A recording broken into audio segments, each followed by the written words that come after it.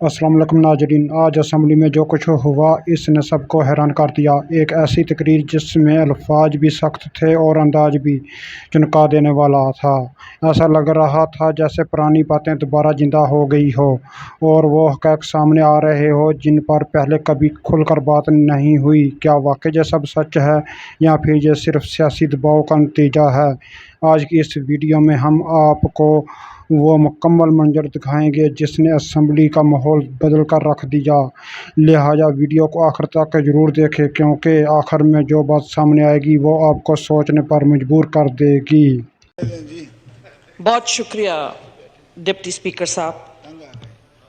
शायद ये नौबत ना आती, लेकिन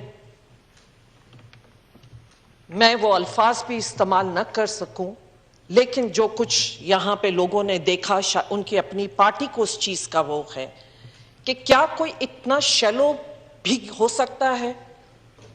आप भूल जाते हैं, यहां से वहां जाते हैं, हुकूमत की कुर्सियों पे आ जाएं तो आंखें आसमान पे चढ़ जाएं। तारीख मुझे बताएंगे, ये चीजें ये मुझे बताएंगे। स्पीकर साहब, अपोजिशन का रोल है, हमारा एक ओवरसाइट रोल है। और जरा देखें तो सही कि अपोजिशन में है कौन?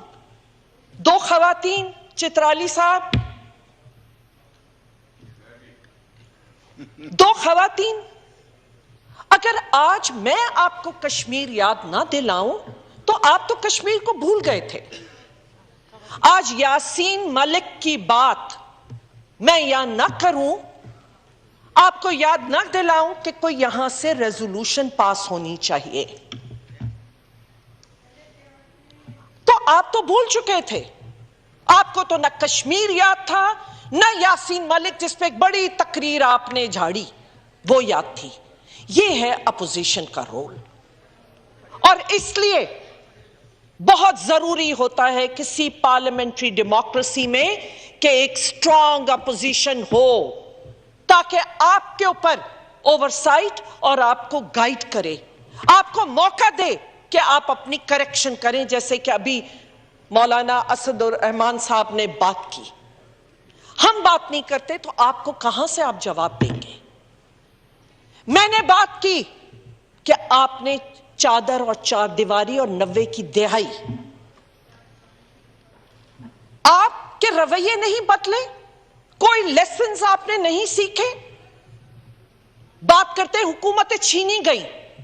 अरे 99 नामों के नीचे बैठे हो, सच बोलो कि हर दफा एस्टेब्लिशमेंट का किरदार के साथ मिलकर किसने बीबी को यहां पे वो किया, बीबी की हुकूमत छीनी?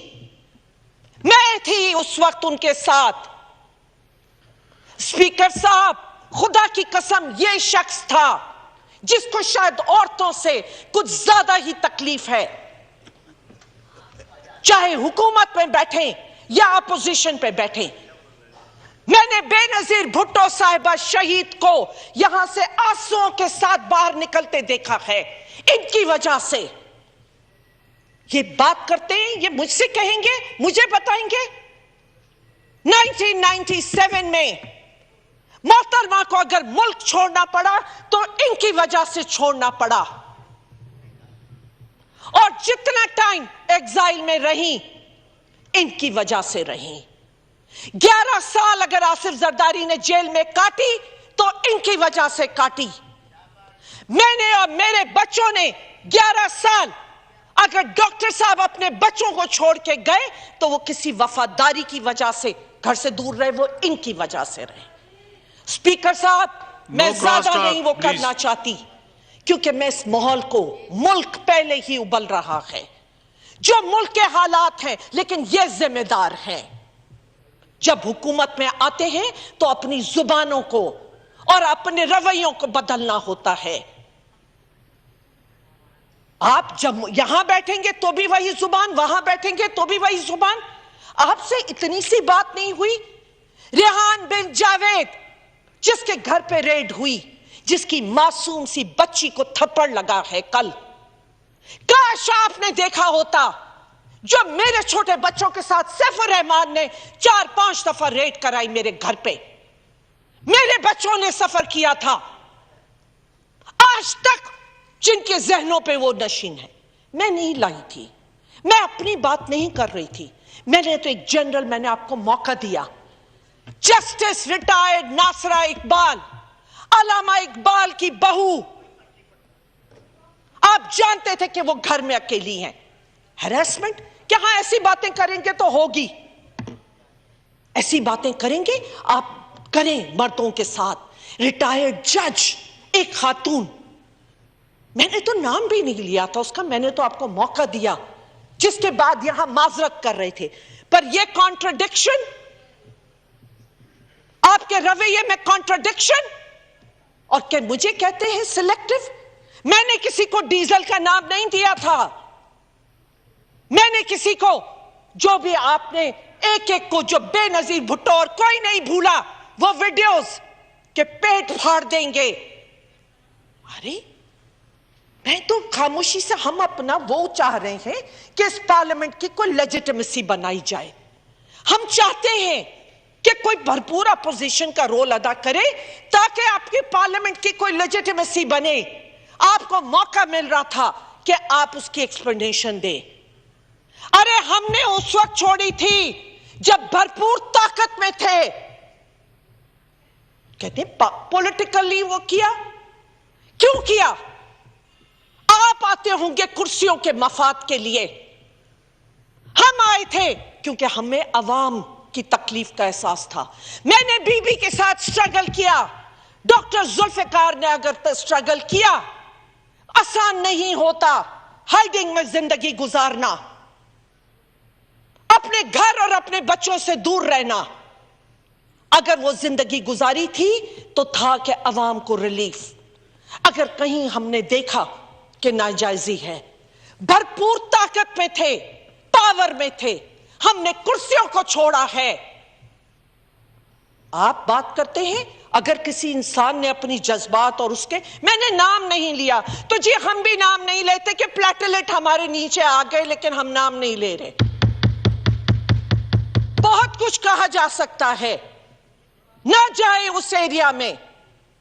हम एक पॉजिटिव अपोजिशन का रोल अदा करना चाहते हैं। स्पीकर साहब, आज वो वक्त नहीं है जिस आप लोन की बात करते हैं। अरे पब्लिक लिमिटेड कंपनी है, जिस कंपनी को, जहां पे अगर 2000 मुलाजिम थे, 2 दफा आपकी हुकूमत ने रिसीवर बिठा बिठा के उसको सिक किया, और आज भी बंद है क्योंकि इतना बीमार कर दिया आपने। आप इतने कोई इस कदर, मैं तो उस एरिया में जाना भी नहीं चाहती थी। स्पीकर साहब, हम एक पॉजिटिव रोल अदा करना चाहते हैं। और जैसे बात की थी अभी मौलाना साहब ने, मेरे पास क्या चीज हमसे छुपा है? मैं विक्टिम रही हूं, आपके साथ ये हुआ और आपके साथ वो हुआ। अरे आप बहुत भले रहे, जो कुछ बेनजीर भुट्टो साहिबा के साथ और उनके साथ साथ मैं थी, हमने जो वक्त गुजारा, हम जानते हैं आप कैसे आए थे।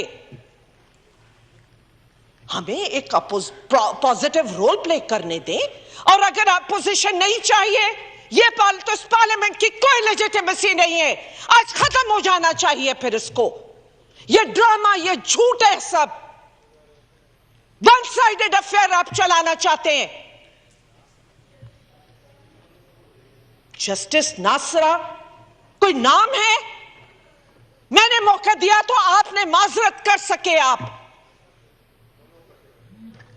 आप अपोजिशन, अगर हम अपना रोल अदा नहीं करेंगे तो आपकी नजर नहीं आएगा। यह पार्लियामेंट की कोई लेजिटिमेसी नहीं है। रात तक आपकी रेड्स हुई हैं, एमपीए, लेडीज एमपीएस के घर पे हुई हैं। मुझे वो वक्त याद आता है अपना।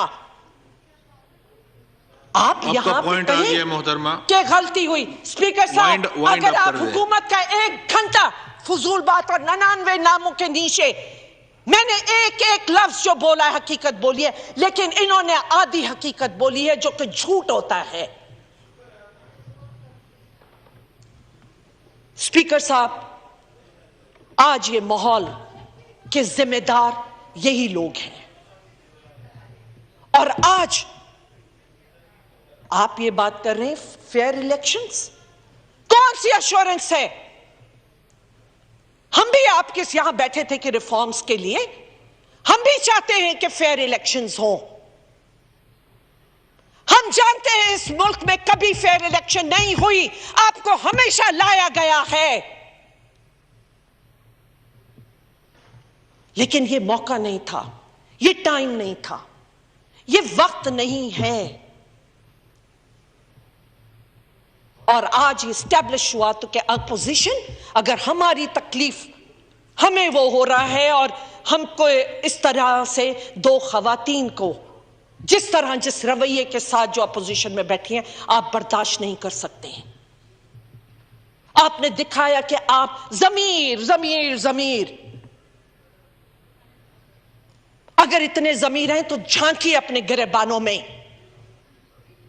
कि आज इस मुल्क के हालात में कौन जिम्मेदार है, कहां की पैदावार हुई, कैसे बनी ये पार्टी। स्पीकर साहब, बहुत बड़ी जिम्मेदारी आपकी कुर्सी पर है। अगर मुझे वो चेयर दी गई थी तो मेरी वफा यह थी कि मैं कैंसर होने के बावजूद, यूसुफ रजा गिलानी का केस आया था, मैंने अपनी सोच के मुताबिक मैं उस पर इस वक्त कमेंट नहीं करूंगी, लेकिन तकलीफ में थी पार्टी, इख्तिलाफात के बावजूद, मेरे कैंसर के बावजूद मैंने वफा की। मैंने उस कुर्सी से बैठ के आपकी पार्टी को, वो उस पार्टी को, और आप कौन होते हैं? आपको आज बड़ा दर्द है, आपको बड़ी वफा याद आ रही है।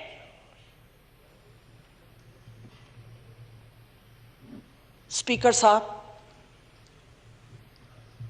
एक किरदार जो मैंने अदा किया, हर कदम मेरा इस पार्लियामेंट की बालादस्ती के लिए था, इस पार्लियामेंट को मजबूत करने के लिए था। पिछली हुकूमत के अलायंस थे, आज उस अलायंस में से कुछ टूट के आपकी तरफ आ गए, वो सही है, वो वाह वाह वाह वाह करके तालियां बजाते रहे तो सही है, उन्होंने चूज किया उधर जाने का।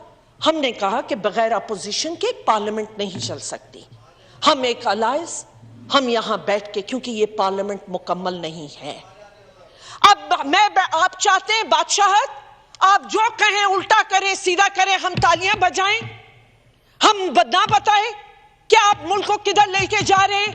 अरे जादू की छड़ी थी ना आपके पास, जादू की छड़ी थी, क्या रिजल्ट है? अगर मैं ना बोलूं कि आपके पास आपके अकाउंट्स कैसे जा रहे हैं, आपको डॉलर कैसे हो रहा है, तो कौन बोलेगा यहां, कौन बात करेगा? स्पीकर साहब, इस क्रॉस टॉक को बंद कराएं। No cross talk please, no cross talk बंद कराएं इस क्रॉस टॉक को। मैंने आपका नाम नहीं लिया, मैंने कहा अलाइज, नो रनिंग कमेंट्री। और हम क्यों, मैंने ये कहा, देखिए मक्सी साहब, मैंने ये कहा कि कुछ अलाइज ने इख्तलाफ करते हुए आप बैठे, कुछ अलाइज अगर हम चाहते हैं कि अपोजिशन का रोल अदा करें, क्योंकि पार्लियामेंट कंप्लीट नहीं है, हम सारे के सारे एक तरफ होकर बैठ जाएं तो इस पार्लियामेंट की कोई लेजिटिमेसी नहीं है। कौन आपकी निशानदेही करेगा, कौन ओवरसाइट करेगा? और मैं, क्या हो गया भाई, क्या हो गया? आपको मिल जाएगा ना मौका। No cross talk please, wind up करें जी। मेंबरान का इधर ये बिल वगैरह भी हैं जी, बैठे हुए सारे, आखिर में आप काइंडली वाइंड अप कर लें। मैं आखिर में, खुदारा प्लीज इस पार्लियामेंट के माहौल को खराब ना करें, जितना टाइम चलाना है जितना टाइम है, हमने कहा, मैंने पहले दिन कहा, जो पॉजिटिव कंट्रीब्यूशन होगी हम करेंगे। और जैसे अभी कहा भी इन्होंने, मौलाना साहब ने भी, जो हमसे पॉजिटिव इनपुट होगा, लेकिन अगर जहां तक ओवरसाइट, जहां हम देखेंगे कि गलती है, तो हमने निशानदेही करनी है। आज हमारा रोल है, इट इज नॉट कि सिलेक्टिव और एनीथिंग, इट इज आज हमारा रोल है। और इस रोल पे बनता है कि हम आपकी निशानदेही करें, कश्मीर का मैटर हो या और वो हो। अगर हम देख रहे हैं कि इस वक्त ये चीजें जो हो रही हैं ये आपकी हुकूमत के लिए भी नुकसानदेह है, तो उसको करेक्शन करें। मैं आपका शुक्रिया अदा करती हूं और ये तवक्को करती हूं कि आइंदा आपकी चेयर की बहुत बड़ी जिम्मेदारी है कि ऐसा कोई कमेंट आए जी 2 लोगों की या 4 लोगों की अपोजिशन को बर्दाश्त कीजिए। बहुत शुक्रिया जी। नूर आलम खान। जी नाजरीन, आपने मुकम्मल मंजर देख लिया और अब असल सवाल ये है कि इस सब के पीछे हकीकत क्या है। एक तरफ सख्त इल्ज़ामात, दूसरी तरफ खामोशी और दरमियान में सवालात जिनके जवाब अभी तक वाज़ह नहीं। ये सिर्फ एक तकरीर नहीं थी बल्कि एक ऐसा लम्हा था जिसने सियासी माहौल को हिला कर रख दिया। जो बातें सामने आई वो आने वाले दिनों में मज़ीद बड़ी बहस का सबब बन सकती है। क्या ये सिर्फ वक्ती जज्बात थे या वाकई इसके पीछे कोई बड़ी कहानी छुपी हुई है? मेरी राय में ये मामला अभी ख़त्म नहीं हुआ बल्कि ये तो सिर्फ शुरुआत है। अब मैं आपसे जानना चाहता हूँ, आप इस सूरत हाल को कैसे देखते हैं? क्या ये सच्चाई है या एक नया सियासी बयानिया बनाया जा रहा है? अपनी राय कमेंट में ज़रूर दें। और अगर आप चाहते हैं कि आपको इसी तरह की अहम वीडियोज़ और असल तज़िया मिलता रहे तो चैनल को सब्सक्राइब करें, क्योंकि यहाँ हम खबर नहीं बल्कि खबर के पीछे छुपी हकीकत भी आप तक पहुँचाते हैं।